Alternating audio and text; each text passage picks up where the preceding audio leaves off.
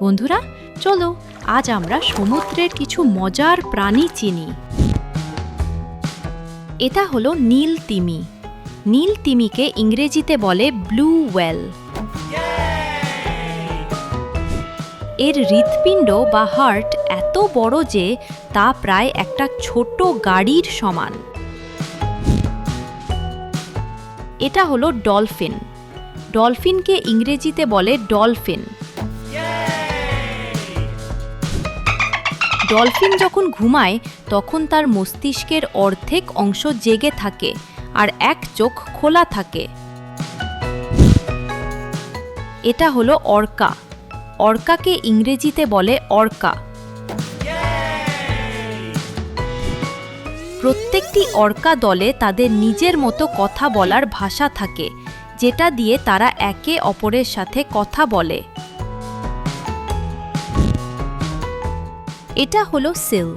সিলকে ইংরেজিতে বলে সিল। এরা তাদের লম্বা গোঁফ দিয়ে পানির নিচে মাছের নড়াচড়া টের পায়, আর সেটাই তাদের শিকার ধরতে সাহায্য করে। এটা হলো সি লায়ন। সি লায়নকে ইংরেজিতে বলে সি লায়ন।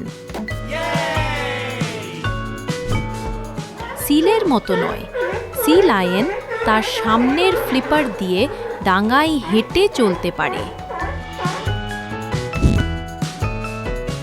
এটা হলো সিন্ধু ঘোটক।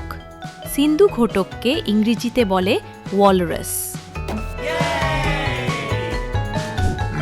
এর গলায় এক ধরনের বায়ুথলি থাকে, যা ফুলিয়ে সে বেলুনের মতো ভেসে থাকতে পারে এবং ঘুমাতেও পারে।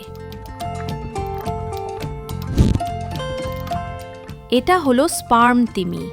একে ইংরেজিতে বলে স্পার্ম ওয়েল। পৃথিবীর সমস্ত প্রাণীর মধ্যে স্পার্ম তিমির মস্তিষ্কই সবচেয়ে বড় এবং ভারী। এটা হলো ম্যানাটি। ম্যানাটিকে ইংরেজিতে বলে ম্যানাটি। এদের সমুদ্রের গরু বলা হয়, কারণ এরা গরুর মতোই শান্ত আর সমুদ্রের নিচে ঘাস আর শ্যাওলা খেয়ে দিন কাটায়। এটা হলো জলধেনু। জলধেনুকে ইংরেজিতে বলে ডুগং। ম্যানাটির লেজ গোলাকার হলেও ডুগংয়ের লেজ ডলফিনের মতো ভাগ করা বা কাঁটাযুক্ত হয়। এটা হলো নারোহোয়েল। নারোহোয়েলকে ইংরেজিতে বলে নারোওয়াল।